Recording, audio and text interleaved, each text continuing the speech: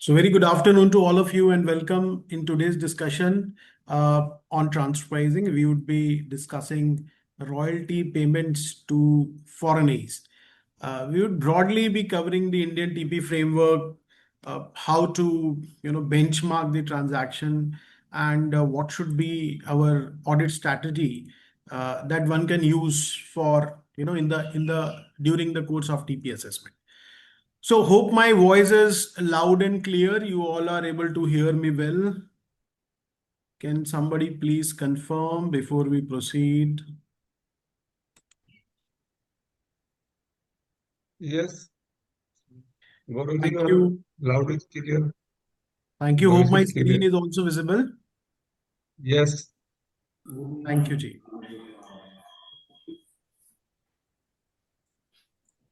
So this is the index for today. Introduction to royalty transaction, wherein we would be understanding what is the meaning of royalty or scope of royalty under the Indian transfer pricing regulations, vis-a-vis what is the scope of royalty or intangibles in the OECD guidelines. Then we will move on to a very interesting topic, DEMPE analysis. So if you are benchmarking royalty or if you are dealing with the intangible transaction as per OECD guidelines and which have been adopted by Indian courts also, the DEMPE analysis is very important. Then there is a slight dispute sometimes comes on a legal ownership versus economic ownership, that if the foreign entity is a legal owner but not the economic owner, should we pay the royalty to the foreign AE? Then we'll move on, to discuss the benchmarking of royalty transactions, how to benchmark royalty transactions, what are the popular methods, and when those methods can be used. Then there is a jurisprudence we would be discussing, some of the case laws we would be discussing, primarily, whether to benchmark transaction relating to royalty on a standalone basis or to aggregate the royalty transactions with other transaction and benchmark on an aggregate basis using TNMM. And though we would be having Q&A sessions, if you have any question, you can raise your hand and I would be happy to take those questions. But towards the end also, we'll have a few minutes to take your questions. And then, it would be time to say goodbye. So approximately, I think maybe in an hour's time, in next uh, 50 minutes to 60 minutes, we would be covering the entire session.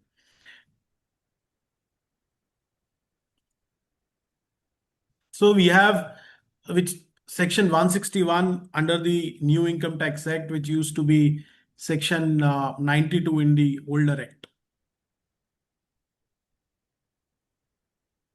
So now what it says, that if there is any income arising from an international transaction, the same shall be computed having regard to the arm's length price. And then you have a subsection 2 which talks about that if there is any allowance or any expense or interest arising from an international transaction, the same should be computed having regard to the arm's length price. So being the royalty payment would be, if the Indian entity is making a royalty payment to the foreign AE, certainly the law is very clear that one needs to compute the arm's length price, and the mandate to compute the arm's length price is on the taxpayer. So it subsection 2 does not say that the royalty amount should be more than 5 lakh, 50 lakh, 5 crore, 10 crore, 500 crore.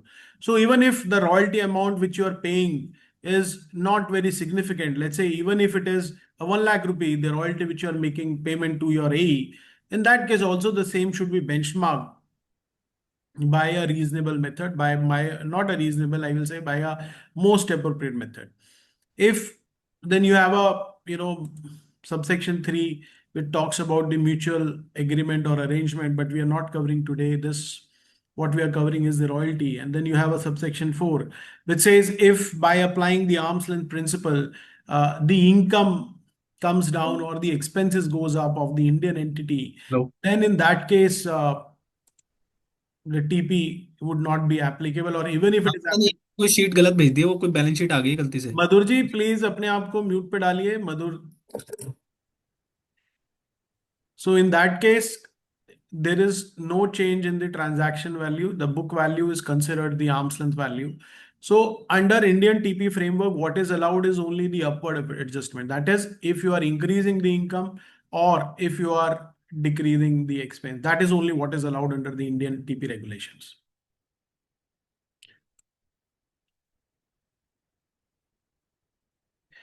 Now you have a section 163(1) and 163(3), which used to be section 92B of the earlier act. This 163(1) and 163(3) refers to the Income Tax Act 2025. So 163(1), what it says that if there is a transaction between two or more A's, where either or both of whom are non-resident, then it qualifies to be an international transaction, which means at least if one party to the transaction is non-resident, then the transaction between two A's is certainly an international transaction. Now, when we move on to clause B, it gives the meaning of intangible. What is the scope of intangible? And if we see the scope, it says the purchase, sale, transfer, lease, or use of intangible property, including the transfer of ownership or the provision of use of rights regarding land use, copyright, patent, trademark, licensee, franchisee, customer list, marketing channel, brand, commercial, secret, know-how, industrial, property, right, design, very exhaustive. Very exhaustively, the inclusive definition is given in the act. Though we are covering royalty payments to foreign A's, but whatever we are saying is equally applicable when you have an India headquartered taxpayer and there are subsidiaries or group companies abroad, and the intangibles are given by Indian entity to its foreign companies, and Indian entity is entitled to receive the royalty. So we would be my prime focus is when the royalty is moving from India to outside India, but the principles, whatever we would be discussing, are equally applicable on the transactions wherein the group is India headquartered. Now, if we see, this was earlier as an explanation to section 92B, but now it has been added in subsection 3, and it gives the very exhaustive list of intangibles. If you see, it says marketing related intangibles. I request everyone, a lot of people are joining now, but I request it is good that we keep the timeline and you join on time so that it's easy for everyone. So marketing related intangible assets such as trademark, trade name, brand name, logos. Then you have a technology related intangible assets such as process, patents, application, technical documents, documentation. Then artistic related intangibles such as literary works and copyrights, musical compositions, data processing, engineering related intangibles. If you see data processing, you have proprietary computer software, software copyrights, automated databases, engineering related intangible assets such as uh, trade secrets, engineering drawings, schematic blueprints, goodwill related intangibles such as institutional goodwill, professional practice, goodwill, personal goodwill, methods, or others, and then the list goes on to include human capital related intangible assets such as trade, organized work, employment agreements, contract related intangible assets such as favorable supplier contracts, license agreement, franchisee agreement. So the list specifically covers a lot of things within the definition of intangible property. So if you see, we have section 9 also, which defines what is royalty, and then you have section 163(3), which gives the inclusive meaning of intangible property. Now, for a transcribing purpose, we need to stick ourselves to the meaning or the definition given in section 163(3), and we will not go back to section 9, that what is the meaning of royalty. Let's go back to section 9, because at section 9, the definition is for the purpose of section 9, whereas this intangible property is specific to the transcribing regulation. So whenever it comes from a TP perspective, we need to refer to the act that we have That is 163 we need to refer. Interestingly, intangible property is not defined. What it says, it includes, and inclusive definition, then it gives you the list. So which means by reading all this stuff, we need to come out with the meaning of what is the intangible property. But if we will go to OECD, OECD does, try to give the meaning to the intangible property, which would be very beneficial for all of us. But let's take a pause on this slide. uh, so when the law specifically is saying that these are the intangible property that are covered within the framework of transfer regulations, does it mean that when we are paying the royalty, we simply say we are paying royalty for intangibles? Or should we also define, or should we also give them the color classification that the payment which we are making to our AE is for which intangible? Because see, in the law, the government has made an effort to segregate various type of intangible properties. So my suggestion to all my viewers, all my clients and friends who are listening is that when you are making a payment to your foreign aid for intangible property, uh, do not give any arbitrary meaning to it, arbitrary purpose to it. Be very clear why you are making a payment. You are making a payment for the brand name, you are making a payment for the trade name, you are making a payment for some patented process, or you are making a payment for some customer list or the vendor list, or there is some industrial design for which you are making a payment. So until unless we are clear why we are making a payment, it would become very tough for us to benchmark the transaction. And many a times, if we see the litigation around the royalty, generally, the department takes a position that taxpayer is not able to justify that why they are paying the royalty. But yes, I do agree, when the case goes to the tribunal, the ITAT, the argument of our department that that there is no benefit, or the assessor is not able to prove that why the assessor is making a payment of royalty, generally falls, and the taxpayers are able to prove in front of the ITAT that there is a specific purpose of paying the royalty and they are do receiving the benefit. Which means if you have the robust documentation placed in front of the transcribing officer, so even if he proposes an addition, even if he disregards your documentation, at least you will get the benefit of those documentation in the tribunal.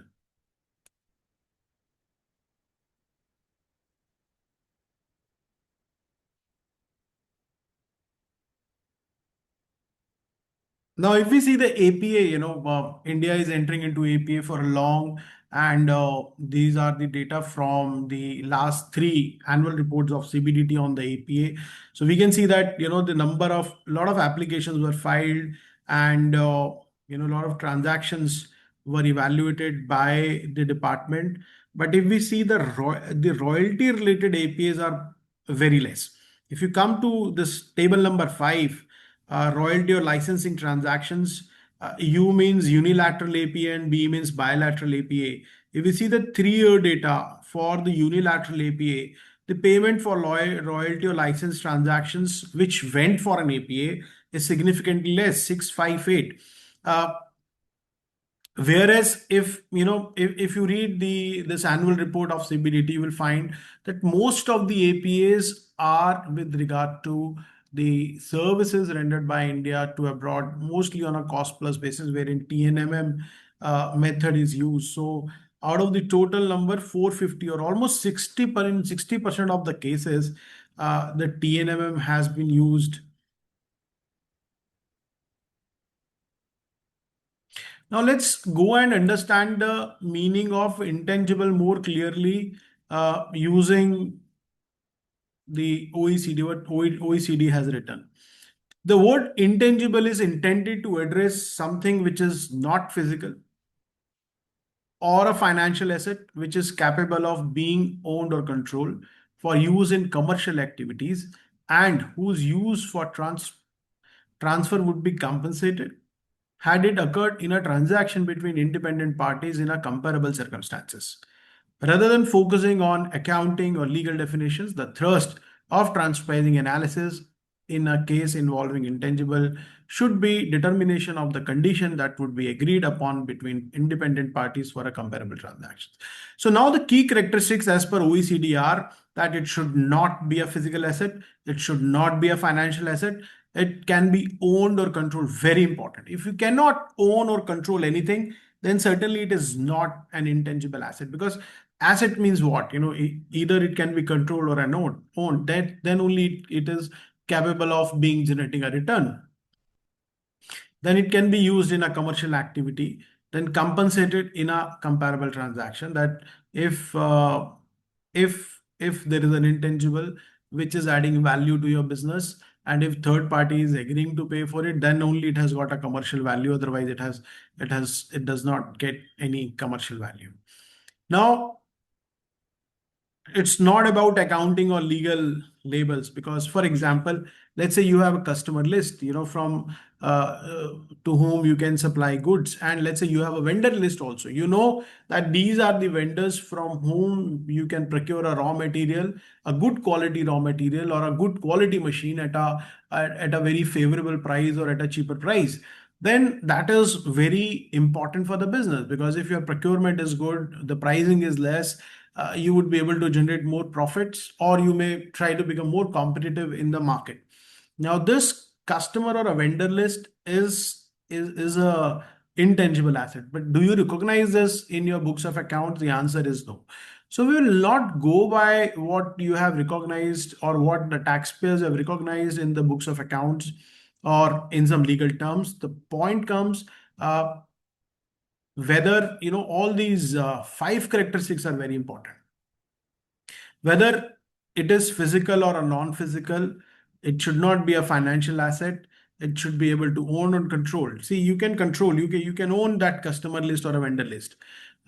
Many a times, you will see that if you know the source, for example, if you know that there is a customer who is based out of, let's say, Singapore, who is looking for some machine or for some services, and there is a guy or a entity in India which can provide services to that customer. So you can, an intermediary in between can connect the supplier in India with the buyer or a customer in Singapore, and that intermediary generally charges commission. So why this intermediary is generally charging commission? Because referring a business, finding a customer, referring a business is an asset. And if that intermediary is very much popular in Singapore, for example, or any other country, and he knows that these are the potential customers who will look for the similar type of raw material or machines, then that intermediary is going to become a valuable, and he would going to charge the price for the same.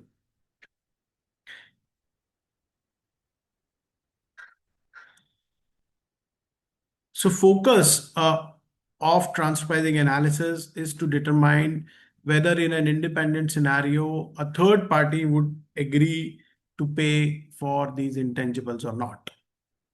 An intangible is an identifiable, non-physical, non-financial item that can be owned or controlled, used in a commercial activities, and would attract compensation in a comparable transaction between independent parties. So let's take an example. Let's say there are two brands. There is a company in US and there is a company in Germany. Both US and Germany company owns a brand name. There are two different companies. Let's say the brand name of US entity is, it can be USCO, and the brand name of the German entity is Dutchco. Now, Dutchco is fairly old company, 50 years old company. They are supplying products in India. Brand name is pretty much known in India, whereas the USCO is a new company. The company got incorporated maybe a couple of years back. They are trying to establish their market. They don't have any agent or customer in India. So they opened up a subsidiary company in India, which will going to manufacture and supply goods to the customers in India. Now, in both these two cases, if the Indian company needs to pay royalty for the use of brand name to the German company and to the US company, which one is more appropriate? Which you feel is more appropriate? Or where the Indian company can pay the royalty. Can the Indian company pay royalty to US, or can the Indian company pay royalty to German entity? According to you, you can type in a chat box is which seems to be more appropriate. Paying a royalty to the US entity or paying a royalty to the German entity.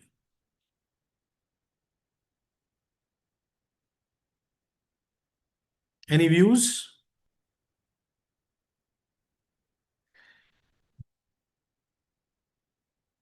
Thank you, Manish, Gaurav, Ayush. Certainly. See, now if we go back to the law clearly talks about trade name or brand name as the intangible property. The inclusive definition clearly says trade name and brand name are intangible property. So for every intangible property, does paying a royalty justified was the question. And if we go back now, if we go to the OECD guidelines, what will happen in an arm's length scenario become important. In an arm's length scenario, you will not going to pay royalty to a US entity because that US entities, the brand is not generating any value to you. It's pretty new. Nobody knows in India. They are still establishing. So why you will pay a royalty for use of brand name? Because when you pay a royalty for a brand name, it means brand name is adding value to your business. Uh, let's say, let's, for example, you have started a ice cream business. We know in Delhi and in India there are very popular ice cream parlors. So we can, for example, we can take an example. I don't want to use any name on the channel. Let's say there is a fairly popular brand XYZ, or him cream, for example, which is very popular among kids, among adults. And I started a new ice cream brand, Gore ice cream, for example. So now, if you wish to enter into a distribution or a manufacturing of ice cream, or let's say open a franchisee shop in your area for that ice cream parlor, you would be more interested to take the license from me or license from the older brand which is more popular in your locality, in your state, in your country. And being this him cream is more popular, you would love to share your profit with them, because it him opening a him cream means, in comparison to the Gore cream, you are expecting more customers, more footfall in your shop. So you will pay, you would agree to pay higher amount of cut or higher amount of royalty to the him cream vis-a-vis my new brand of ice cream. Now, if we see the differences between the OECD and Income Tax Act when it comes to the intangible, OECD approach is more principle-based approach. It talks at the conceptual level, whereas the Indian definition or Indian the meaning or scope is more inclusive. They are not defining what intangible. They are saying these are the things which are included in the intangibles. So the benefit is, we are more clear when it comes to the Indian Income Tax Act, that, okay, these are the list. India is saying this is specifically covered as intangible. So certainly payment for a brand name would be intangible. Whether in an arm's length scenario somebody will pay or not is a big question. But when you go to the OECD, the brand name which was intangible in Indian Income Tax Act, because it was specifically included, may not be an intangible under the OECD approach. So it's more, I will say, clear. It is less litigation prone, but yes, it is slightly different from OECD. OECD approach is broad, because it is based on principle or conceptual. So in comparison to India, if any new type of technology is developing or any new kind of intangible is developing, we can certainly cover under the OECD approach. So OECD approach focus more on analysis. The example which I gave you, a brand name, which is an intangible, under the Indian Income Tax Act may not qualify as an intangible under the OECD. So it is not going by name, it is going by the analysis.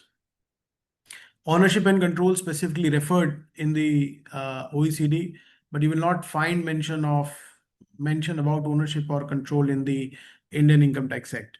So certainly, in my humble view, we need to read both Indian Income Tax Act and OECD approach jointly, because they are complementing each other. Going by the only definition or the inclusive scope given in the Income Tax Act may not lead us to a correct result.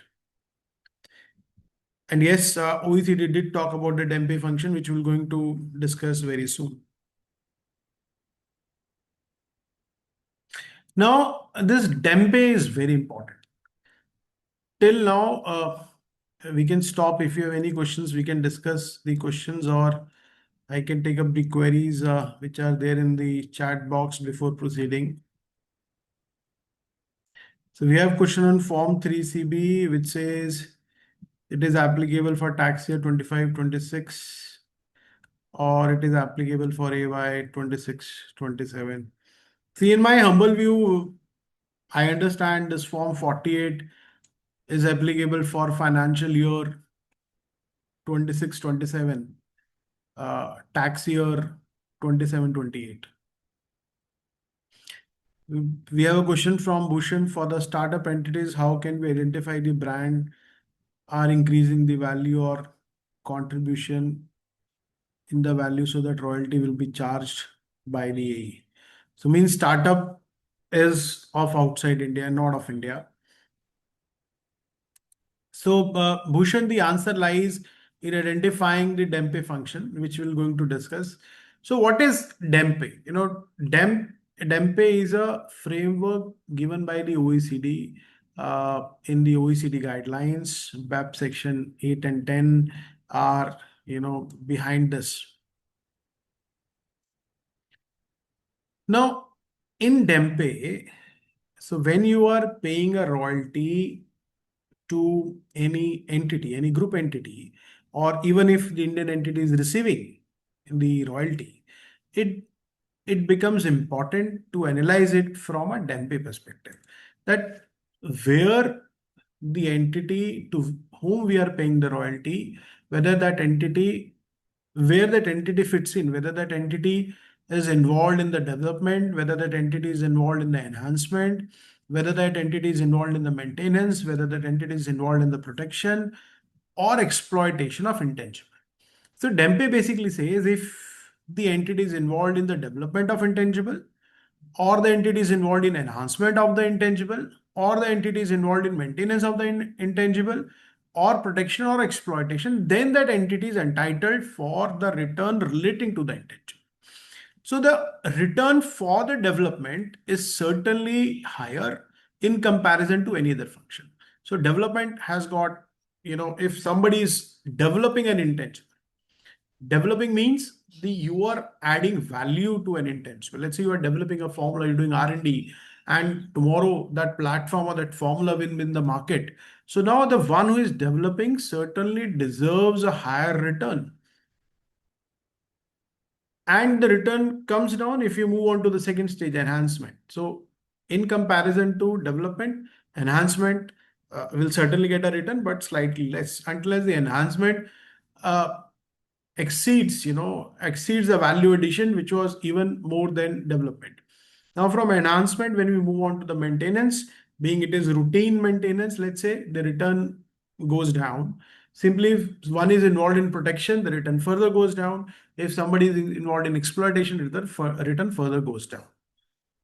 So if any entity in the group is getting an intangible return without a DEMPE function, then OECD raises a flag. And we will see, some of the tribunal judgments. If, for example, if you see the Netflix entertainment by the Mumbai Tribunal, or the Mercedes-Benz in the matter of Pune Tribunal in the matter of Mercedes-Benz, in both the cases, the DEMPE functions have been referred. The case have been referred back by the Pune Tribunal to evaluate, asking the officer to evaluate on a DEMPE basis, whether on a DEMPE basis the royalty should be payable or not. Now, what DEMPE says, substance over form. So there may be a legal owner and there may be the one who is adding value. For example, in India, we have a lot of IT companies which are remunerated on a cost plus basis, and you may have a company in a Singapore or US which is, the company does not have, let's say, a manpower, maybe 3, 4, 5, 6 employees, few directors. All the works are done in India.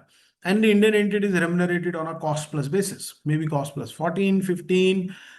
So the remuneration which we are giving to Indian entity, does it mean that now all the IPs are sitting with the US or Singapore entity?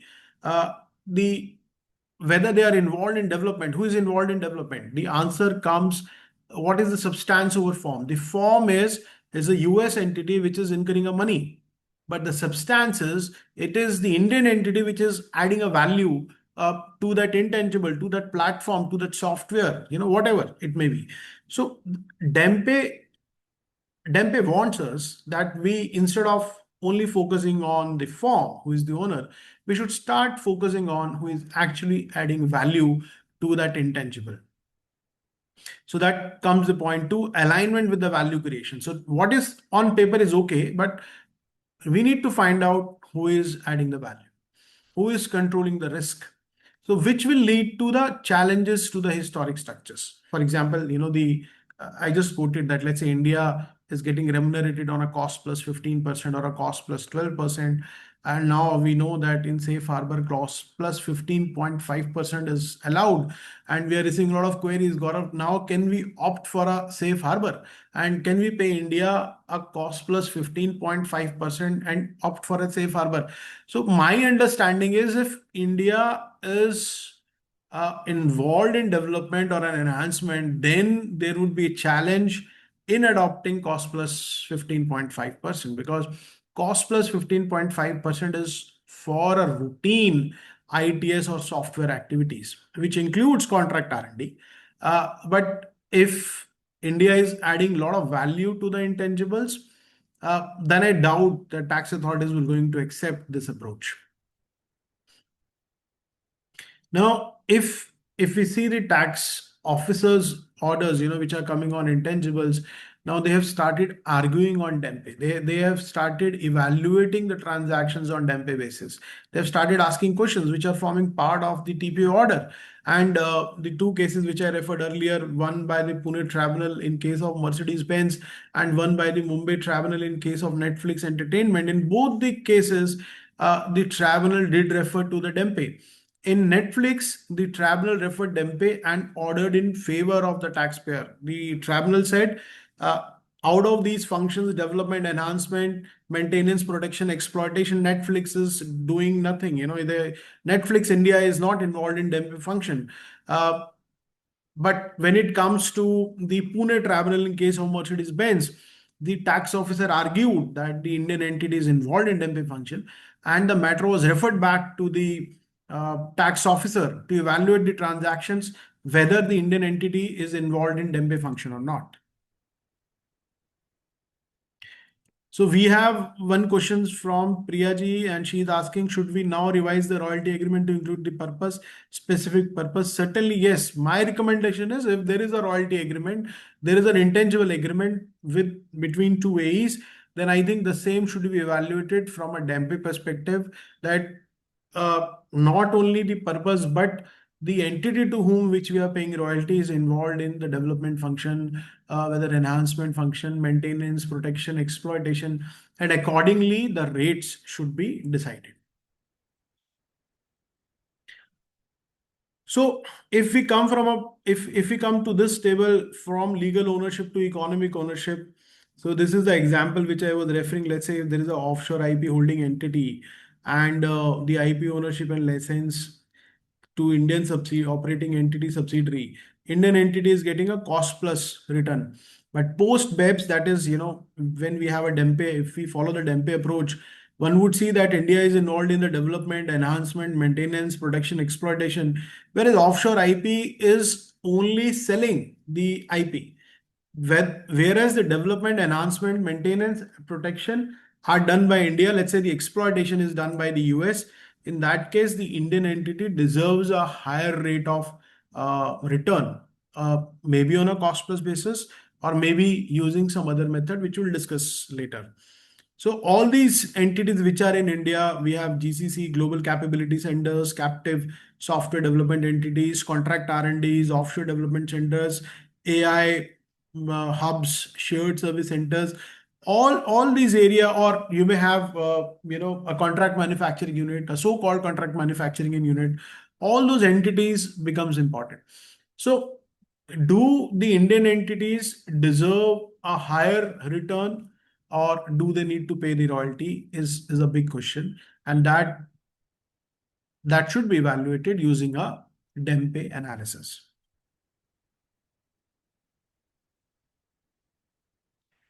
Now, when we look for a comparable for a royalty, uh, so uh, sorry, comparable is the next. We'll move on. We're still on DEMPE. Let's come here.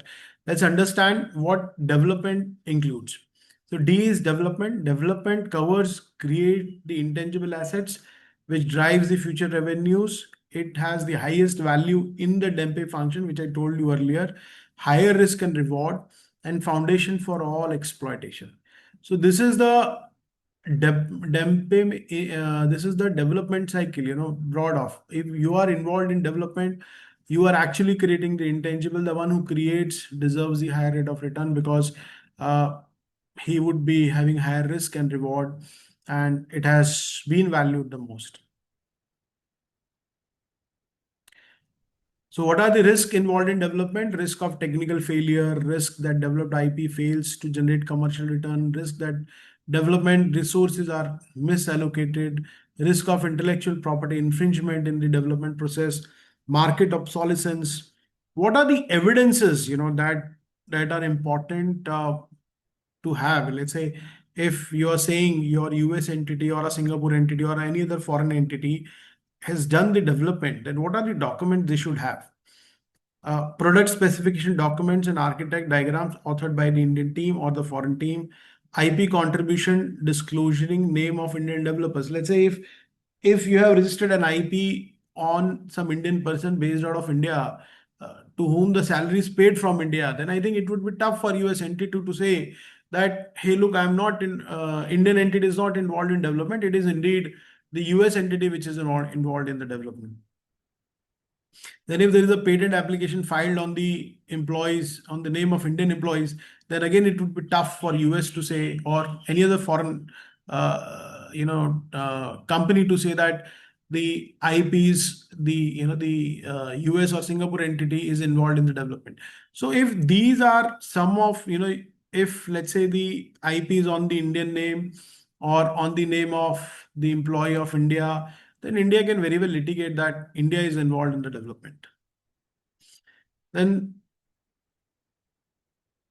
software repository, commit history, where you can see that primarily Indians are involved in developing. Then design, review, minutes, architecture, design records, product roadmap, documents, technical deep dive presentation on all every aspect which is adding value. If we see it is the Indian team is involved and not US or Singapore teams are involved, then I think it would be tough to prove before the tax authorities that development is done by the foreign companies or the foreign A's, and India is only entitled for a cost plus fixed return. So that is something we need to take care when we are benchmarking the transaction. Uh, let's take a practical example to understand the development. Let's say we have a India Development Private Limited, which has 500 persons, and it is operating as a captive service provider to the US entity. Indian development team, engineers design and develop the core accounting module for mid-market ERP product. What they do, they write basic logic, design database schema, develop integration APIs, build and test core intellectual property, IPs. They are getting a compensation of cost plus 14%, whereas the entity in US is generating a return of USD 200 million as the annual revenue. Now, if we do the DEMPE analysis, we'll find the primary development function is done by India and not by US. And if it is done by India, the India deserves higher rate of return. So now we have two models broadly. One is the cost plus and one is the cup. Now in cost plus, if we are taking a routine software development service provider, then cost plus 14, then those companies are not comparable. So we need to choose companies which are actually involved in the development of intangibles, which are owned by them, and then you will get a correct rate of return, correct markup. So instead of cost plus 14, it might go to cost plus 28 or cost plus 38. So this is how we need to identify whether India is involved in development or not. And if India is involved in development, then the next stage would be to find right set of comparables. The second way of benchmarking is applying a cup. So we may find some agreements wherein, let's say, the developer is charging some sort of royalty, percentage of royalty from sales, and on the sales, and the marketer is paying the royalty to the developer. Now, then comes the enhancement function of DEMPE DE enhancement. So, who is enhancing the value of the intangible, which may include, let's say, adding some new features to the to the software or to the product or to the intangible, improving the performance of that product, redesigning, the experience or the interface with the user, or there are other lists also. So who is involved in that enhancement? And if India is involved in an enhancement, that can if India is involved in the enhancement of an IP, then India deserves a simple routine return cost plus 14, or India deserves certain higher return. The same logic, which we discussed in the development, applies to enhancement as well. So let's take an example. We have InnoSoft India is an Indian subsidiary company of UK SaaS company. InnoSoft operates agile development squads that own specific product modules. Each sprint cycle, InfoSoft engineers add new features, refactor code, improve API performances, and address technical debt. The squads are led by Indian product owners and technical lead who participate in the global roadmap decision. Soft is compensated at a cost plus 13%. So these are some of the typical models you will find which are operating in India, wherein the Indian entity is given a return on a fixed basis. But if we see on a functional level, if we evaluate the DEMPE function, we'll find that Indian entity is adding new features, refactoring code, improving API performances, addressing technical issues, and Indian entities are involved in the product roadmap, which means cost plus 13 is certainly not justified, because 13, uh, for the sake of discussion, we are assuming is a 13 based on a routine service providers and not service providers who are actually adding value. So we might need to check our comparables. What kind of comparables we have considered for arriving cost plus 13. And if we consider the right comparables which are involved in the enhancement, then what should be the compensation? Cost plus 13, cost plus 20, cost plus 30. I don't know, but we need to have right set of comparables to benchmark. Then maintenance, which broadly means you are maintaining the value, or you're just uh, maintaining the software or maintaining the usability of the IP. So now if that maintenance is routine, for example, maybe bug fixing or security patching, compliance updates, performance monitoring, then you will get a routine return. But if maintenance also means enhancing the value, then then it is not a maintenance, then we are moving from maintenance to enhancement.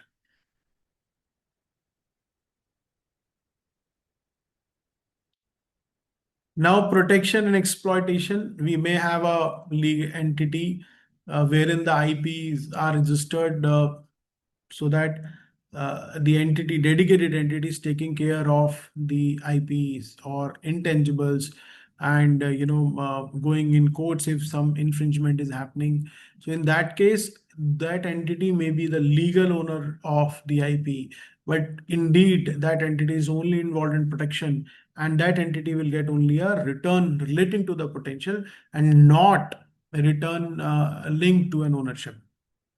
And then you have an exploitation, the entity which is actually exploiting the IP in the market.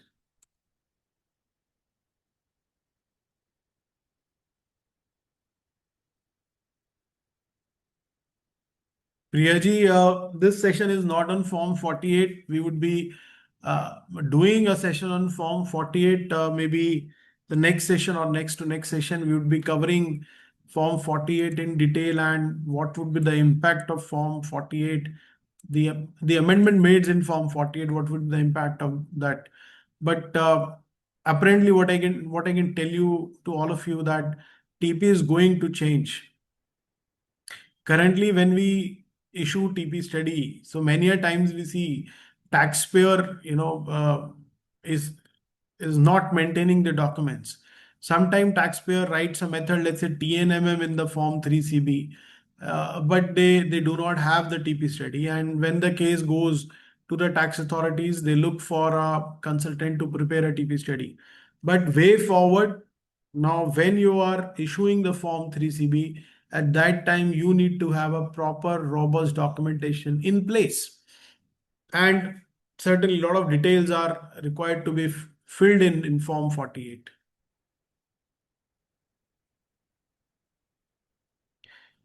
Now let's have this interesting discussion on legal ownership versus economic ownership. Now after DEMPE or under in DEMPE, the legal ownership is not sufficient. What it says, OECD says legal ownership of the intangible standing alone does not confer any right to retain returns derived from exploitation of intangibles. So you will, if you are a legal owner, the example which you took earlier, if you are a legal owner and you are not contributing to the DEMPE function, then you are not entitled for a return relating to an intangible. What it says, contract within M&E group can be structured freely to place legal ownership wherever is most tax efficient. So which entity performed the DEMPE function bore the associated risk and contribute to the asset that created the intangible value is more important. So we need to identify the economic owner, who actually is adding value, who is the economic owner of those intangibles.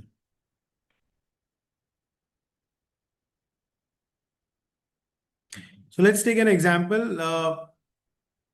An entity that merely provides funding for DEMPE activities performed by other is entitled only to a risk-free return on the funding.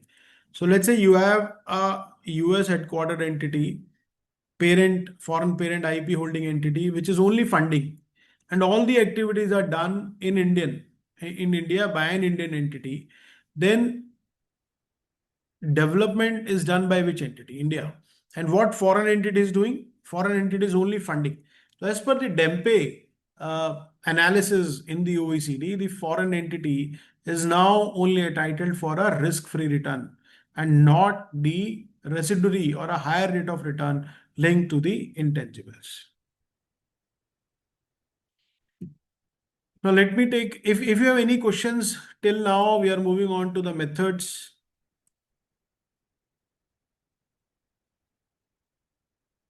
Okay, we all know that we have 6 methods in transpricing. We have CUP, comparable uncontrolled price. Then you have a resale price method, RPM. Then you have a cost plus method, CPM. Then you have profit split method, PSM. Then you have a TNMM, transactional net margin method. And then you have a other method, rule 10AB, which used to be earlier.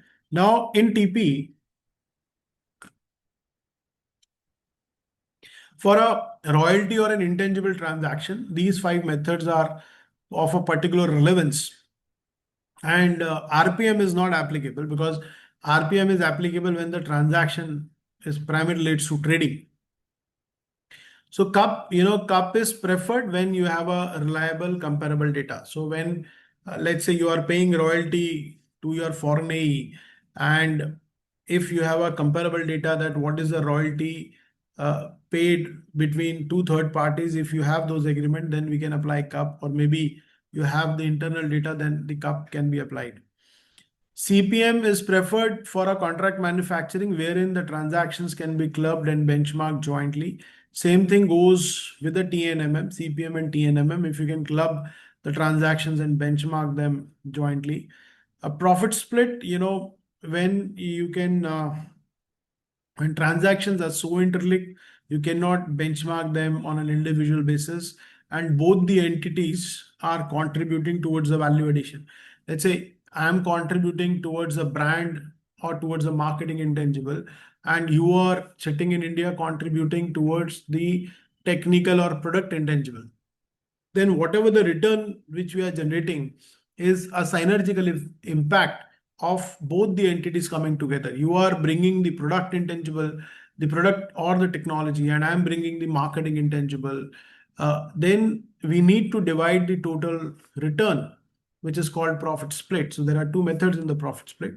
The other could be the other method or a valuation based technique. When let's say I have transferred or the entities transferred some unique IP, and that unique IP does not have comparable in the market. So what to do? One goes with a valuation. So all this is allowed. And like OECD, the Indian transferring law is not rigid about choosing a particular method. Though we have seen that in APAs, TNMM is the most preferred method. And in general also, when we do the TP study, we see TNMM is the most preferred method. But most preferred in the sense most used method. I think it would be wrong to say most preferred. I think TNMM is the most used method in the transparency studies.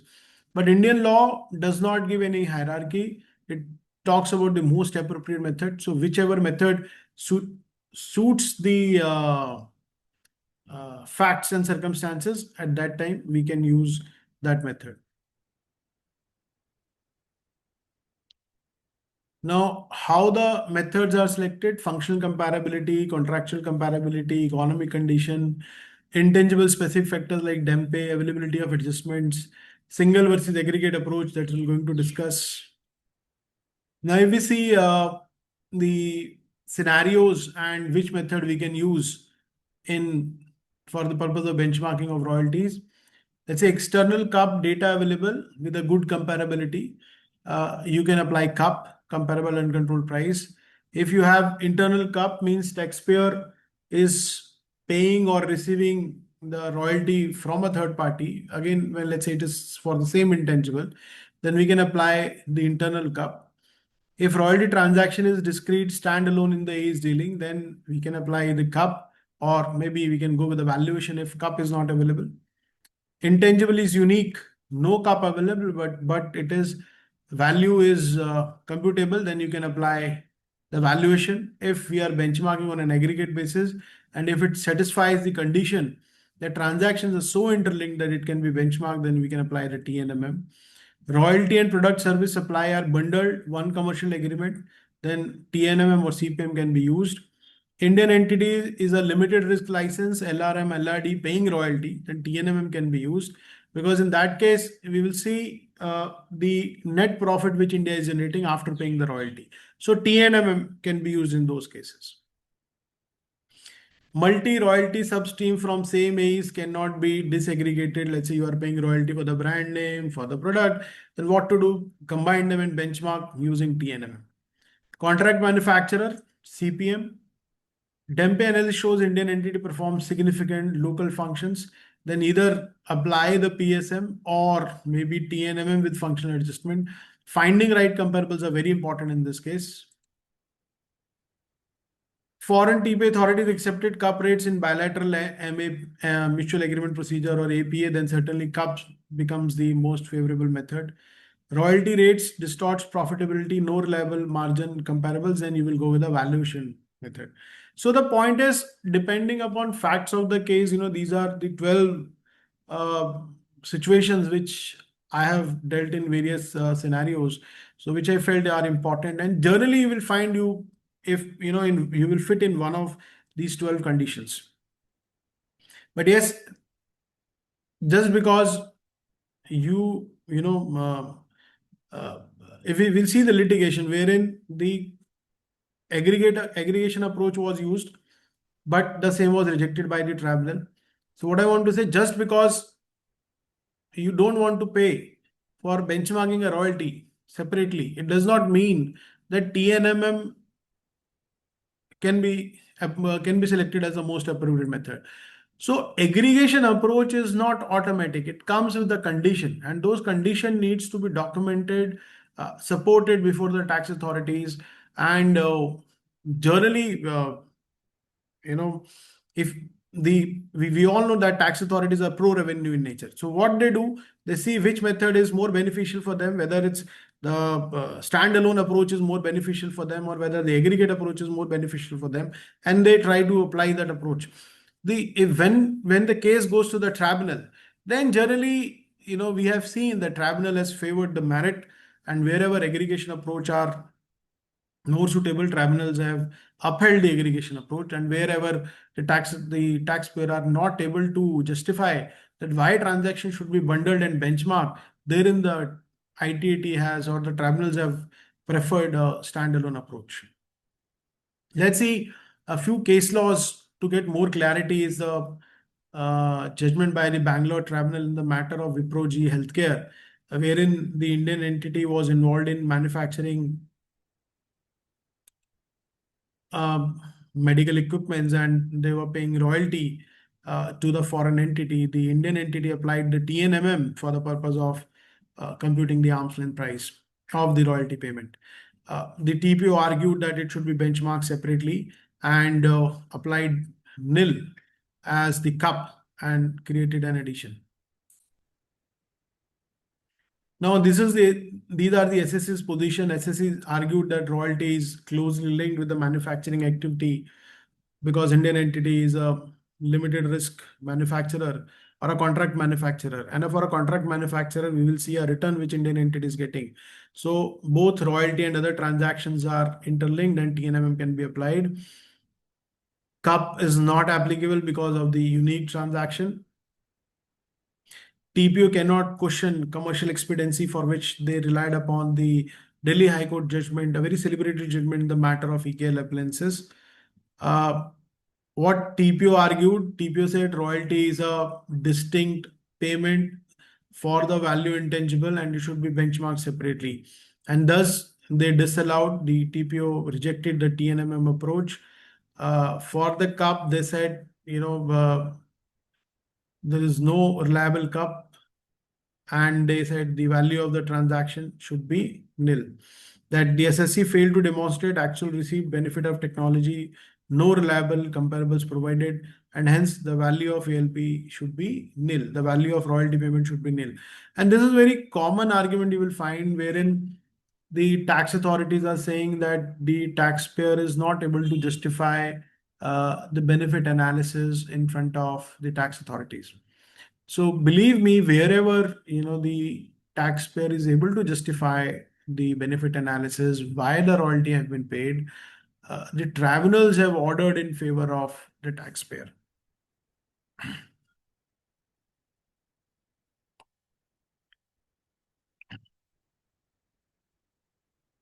The ITAT permitted the aggregation approach, that TNMM can be used because transactions are interlinked and can be benchmarked using TNMM. In CUP, the TPO cannot simply say that there is no comparable, no benefit, and I am saying nil. So that is not allowed. So the approach adopted by the TPO was rejected. TPO role is limited to examine arm's length price, not commercial expediency, disallowing the entire royalty on the ground that contract manufacturers should not pay is not correct. They relied upon Toyota Kirloskar Motors judgment by the Bangalore Tribunal. Now let's move on to the Delhi Tribunal judgment in the matter of JNS Instruments. Same stuff. They were paying the royalty. They were manufacturing instruments, clusters, and automotive components in India. They were paying royalty to their AE and they were also paying technical know-how fees, technical assistance fees. They use the TNMM approach. The JNS instrument used the TNMM approach to benchmark the transactions. They aggregated royalty, technical fee. The TPO said no, they should be benchmarked separately. It should not be clubbed. The TPO used cup as the most appropriate method and said there being no comparable transactions, no benefit, let's put it to the nil. But when it reached to the ITAT, the ITAT rejected the position taken by the TPO. But yes, the CIT upheld the position taken by the taxpayer. So indeed, ITAT upheld the order of the CIT. So we can see that the approach of the department to say that the SSC has not received any benefit and CUP should be applied is getting rejected at the ITAT level. So a very conscious decision a taxpayer needs to take that when a transaction needs to be benchmarked on a standalone basis and when a transaction needs can be benchmarked using TNMM or an aggregate approach, which we have discussed earlier. Uh, Now, again, the Delhi tribunal in case of Benetton, same stuff. The Indian entity was paying royalty for the brand, trademark know-how to the foreign entity. The Indian entity used the internal cup to benchmark and also used the external cup to benchmark. TPO simply rejected the internal cup, rejected the external cup, and determined the value to be the nil. But yes, in ITAT, the taxpayer, the Benetton India got the favorable order. So if we see all these three judgments, in all these three judgments, the taxpayer made an attempt to benchmark. The selection of method TNMM or CUB was very correct. They were able to demonstrate the benefit. So my humble suggestion, when you are paying a royalty to the foreign entity, do document what benefit India is getting, why you are paying the royalty. It should not be simple that we are using the brand name of the foreign entity or the foreign entity has given us a technology. How that brand name or technology or any other intangible for which you are paying the royalties actually adding value to the business. If one may not be able to quantify that the benefit is 10 crore or 100 crore, but at least one should document that certainly without this intangible I may not be able to do my business. That should be documented. Now, in Expeditors International India Private Limited, the same stuff happened. They were paying the royalty, they were benchmarking on an aggregate basis. The TPO rejected, they applied CUP and reduced royalty rate from 5 to 3%, but the TNM was accepted by the ITAT.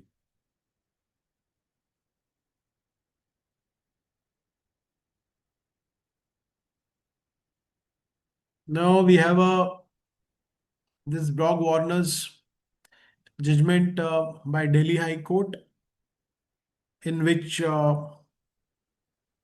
aggregation approach was again upheld by the Bombay High Court.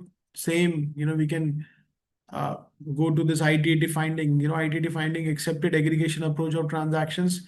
SSC proved receipt of services.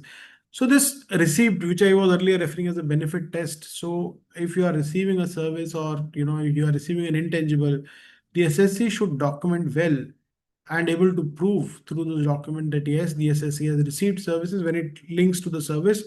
And if it is pertains to the intangibles, then you must prove that what benefit those intangibles are making to your business. Now, in Hyundai Motors, the Hyundai Motors is different. It was not in favor of the SSC. Hyundai Motors paid royalty to AE. The matter was referred to the TPO. The TPO made an adjustment to the royalty payment. The assessment was finalized.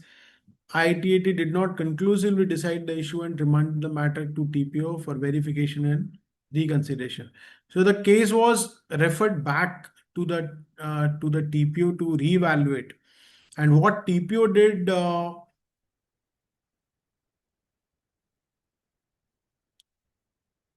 so the contention of the Hyundai Motors was average royalty rate in automotive industry was 4.7, whereas the effective royalty rate was 3.6. So there was some base issue which they were following.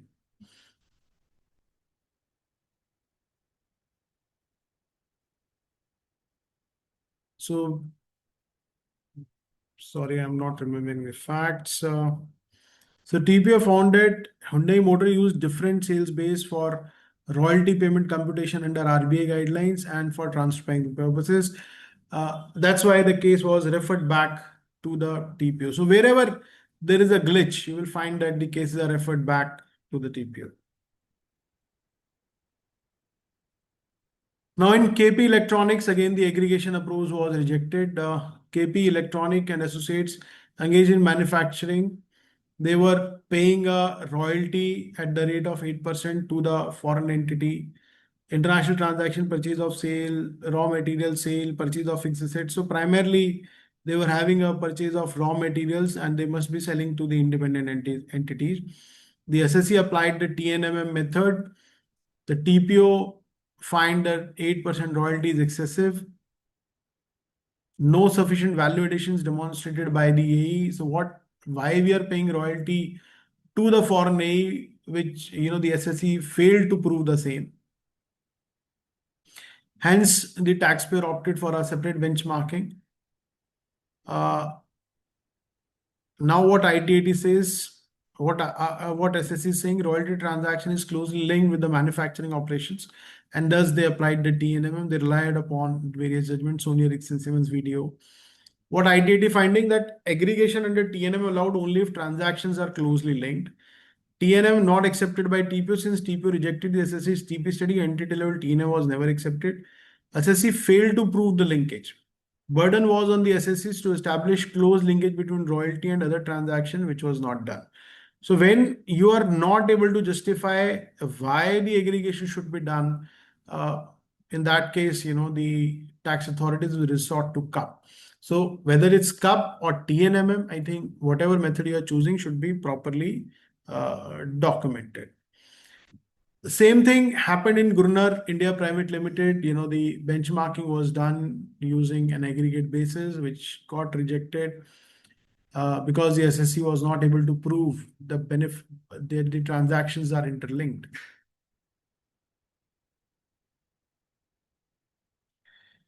Okay, this was from my side on the royalty payments to the foreign AE. Now, if you have any questions, we can discuss.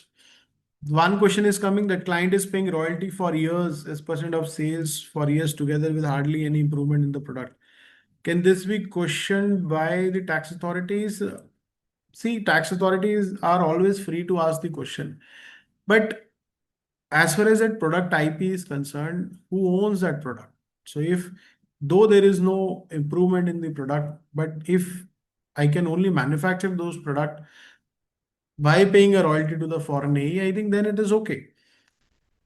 Then the question comes whether now that product is generic, the technology is freely available, the design is freely available. If the answer is yes, why you will pay a royalty is a question.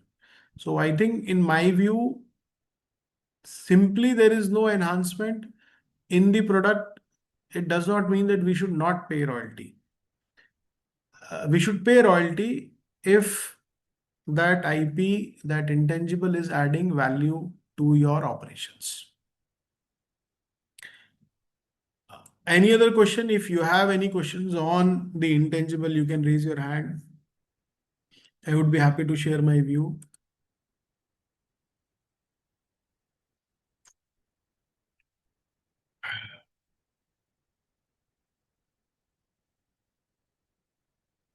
If Indian entity has created its own brand, then there is no point paying a royalty to the foreign entity.